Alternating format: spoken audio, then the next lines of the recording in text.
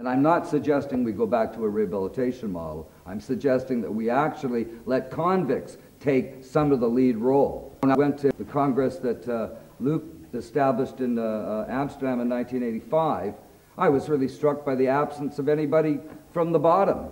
And it struck me as having a women's liberation movement without women. So how could you possibly have a penal abolition movement without prisoners?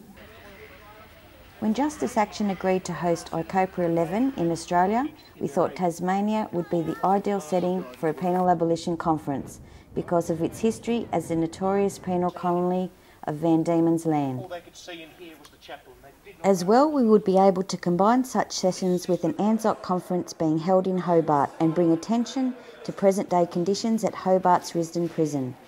We thought this would be an excellent base for ICOPA to develop its strategies for the future. My work in prison started in the late 1970s and focused specifically on deaths in custody, predominantly in the UK. One of the proudest things that I can tell you about myself is that I'm a founder member of Inquest, the United Families for Justice, which is the one organisation in the UK that fights for justice in terms of custody deaths.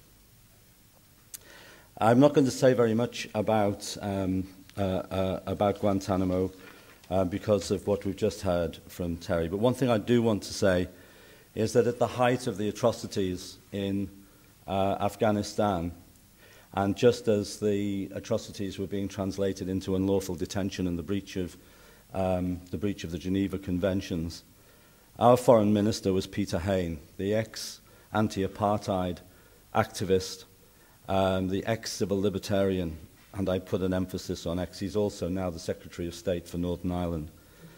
And when an inquiry was called for, particularly after the deaths of 900 prisoners who were held just north of Kunduz in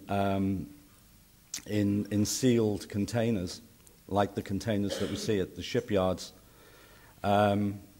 which was one of the great atrocities of the war, he said, "We do not see a need for an inquiry. Nasty things happen in war."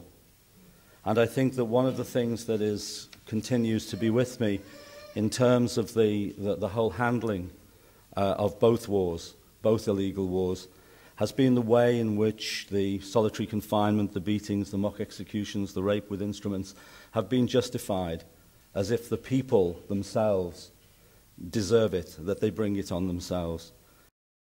I want to pick up from where Bob left off, because Bob emphasizes the bringing in of voices and the turning to prisons and prisoners to understand the criminal justice system. And when I say criminal justice system, I am talking about a criminal type of justice system. So it's a criminal justice system, just so you know as I go through. And I want to add to that, because I believe that when we're talking about prisoners, that we're actually talking about people of color.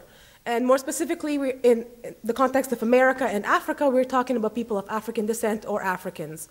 My time in Nigeria showed me that the criminal justice system exists on African soil, and that it was brought there by European colonialists, and that the same system which legalized slavery and colonialism now so-called governs the actions of people in so-called civil society in Nigeria.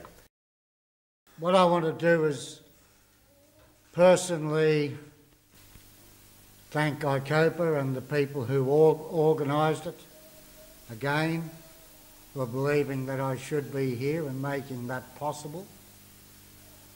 I also would have liked to see more Aboriginal faces here. I think that's something that needs to be looked at.